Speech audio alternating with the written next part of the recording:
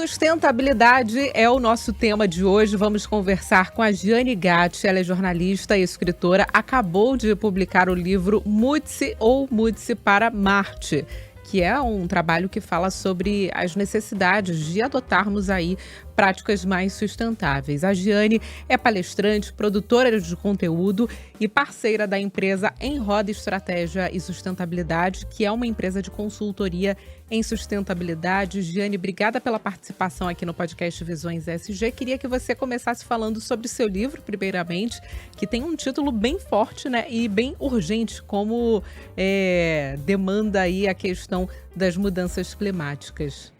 Olá, Luana, é um prazer estar aqui com você. Trazer um pouco de ironia e leveza a um tema que pode ser árido, né? Mude ou mude-se para Marte, um empurrãozinho para uma vida com hábitos mais sustentáveis. A ideia do livro é mostrar que podemos sim ter mais hábitos sustentáveis de uma maneira leve, sem complicação. A gente cria muitos obstáculos, muitas resistências, e o estado do planeta está mostrando que a nossa maneira de viver e de consumir precisa de mudanças, e elas podem ser gradativas. Então, o livro tem dados e informações importantes, também trago um pouco de humor, uma experiência pessoal e reflexões para a gente realmente perceber como eu impacto o planeta e, a partir daí, o que eu decido fazer com isso. Agora, Giane, quando a gente fala de sustentabilidade, ações adotadas por empresas, por exemplo, eu queria que você falasse um pouco sobre o impacto de uma empresa, seja pequena, média ou grande, o impacto quando essa empresa adota uma ação de sustentabilidade, não só para o meio ambiente, porque aí é uma adoção de sustentabilidade em larga escala, em uma escala maior, mas também para a sociedade, como exemplo para a sociedade. Eu acho que a gente, como você falou, independentemente do tamanho da empresa, seja uma empresa micro, média, a gente sempre tem práticas sustentáveis que podem ser abordadas. E quando a gente fala no estado do planeta, Luana, a gente tem um dado do Pacto Global da ONU que diz que dos 200 maiores PIBs do mundo, 157 são empresas, né? PIB é a riqueza de um país. Quando você tem as maiores riquezas na mão de empresas, a gente vê que a empresa não está cumprindo exatamente a sua função, porque a empresa, já ficou claro, não está mais aqui só para lucrar, ela tem que ter um impacto positivo, ela tem que ser boa para a sociedade.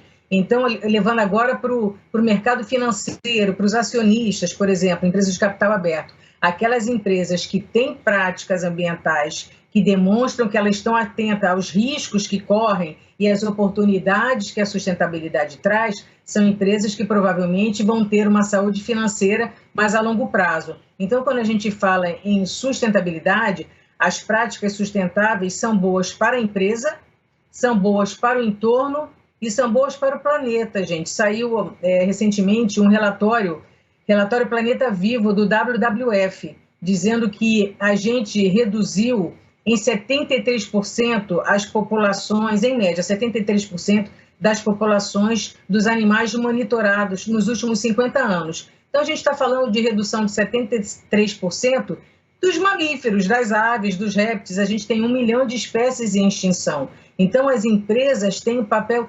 importantíssimo, porque elas estão, né, de maneira geral, tendo um grande impacto negativo. E nós, como consumidores e cidadãos, temos que ver o que a gente está comprando, como é que isso é feito, como é que isso vai ser descartado. Então, sim, as práticas ambientais têm todas essas camadas, essas ondas de reflexo. E, Giane, como o leitor pode aplicar as orientações que você passa no seu livro para uma empresa? É possível pegar essas dicas que você dá no seu trabalho para aplicar em larga escala? Eu acho o seguinte, Luana, as empresas são feitas de pessoas. E aí, na minha jornada de trabalho com empresas, a gente vê que você tem pessoas trabalhando até na diretoria de sustentabilidade que não são pessoas no seu dia a dia com práticas sustentáveis. A gente tem uma desconexão grande, de maneira geral, com a natureza, uma desconexão de como eu estou vivendo e como isso impacta. Então, eu entendo que o livro ele tem o objetivo de inspirar as pessoas a entenderem que a gente está fazendo muito pouco e que a gente pode e deve fazer muito mais, e isso de uma maneira leve, sem complicação.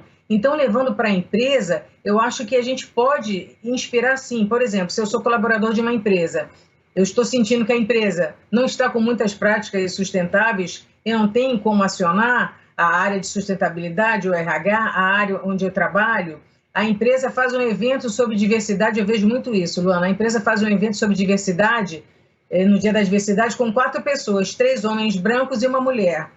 E as empresas não estão nem percebendo que não há diversidade nesse debate que elas estão propondo. Né? No Dia da Mulher, dá ali a florzinha. Não, a mulher quer equiparação salarial, a mulher quer mesmas oportunidades, a mulher quer estar em cargos de tomada de decisão. Então, eu acredito que o meu livro, inspirando o ser humano, a pessoa que é um consumidor, um cidadão, um colaborador de uma empresa e uma pessoa, um acionista de uma empresa, eu acredito que sim, é uma inspiração para a gente passar para a ação. Eu acho que a gente tem que dar significado à nossa vida, Luana, e o planeta está deixando muito claro que a hora de agir é agora e o tempo está ficando curto. A gente está vendo aí que a situação está cada vez mais urgente, mas para você, qual é a principal barreira hoje em dia na hora da adoção de práticas sustentáveis? Talvez o preconceito, não sei, as pessoas acham que vai ser muito caro ou achar que vai dar muito trabalho. Quais são os principais desafios na hora de aplicar ações de sustentabilidade em uma empresa e quais as principais barreiras que você acha que existem hoje nesse sentido? Eu acho que é exatamente isso, são resistências que a gente vai criando e obstáculos, achando que tudo é caro. Mas quando a gente pensa em uma empresa que ela quer ter um resultado financeiro a longo prazo, quando a gente fala em mudança climática, Luana, a gente está falando em impacto na economia. Olha o que aconteceu no Rio Grande do Sul. Quantas empresas do Rio Grande do Sul foram afetadas, né? Além das pessoas, mortes de pessoas, animais, etc. Olha aí os 3 furacões que os Estados Unidos pegaram pela frente. Isso tem um impacto negativo de bilhões de dólares. Então, quando a gente fala em aplicar sustentabilidade nas empresas, a gente está falando em dinheiro. A gente está falando em resultados financeiros também. Porque se eu começar a agir agora, se eu reduzir os riscos que a minha empresa enfrenta nesse momento, ações de mitigação, eu vou ter uma empresa com uma saúde mais a longo prazo. Eu acho que as empresas têm que parar de pensar a curto prazo. É aquele balancete de curto prazo.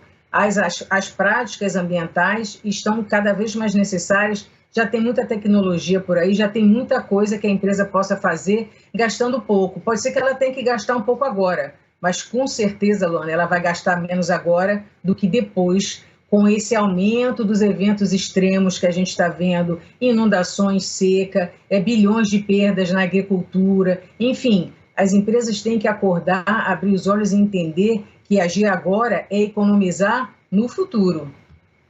Giane Gatti, jornalista, escritora, autora do livro Mude ou Mude-se para Marte. Obrigada pela entrevista aqui no podcast Visões ESG. Obrigada a você, um abraço. Podcast Visões ESG volta na semana que vem com mais conteúdo para você que quer ficar ligadinho em ações de sustentabilidade, ações sociais e de governança. Visões ESG, investindo no futuro hoje.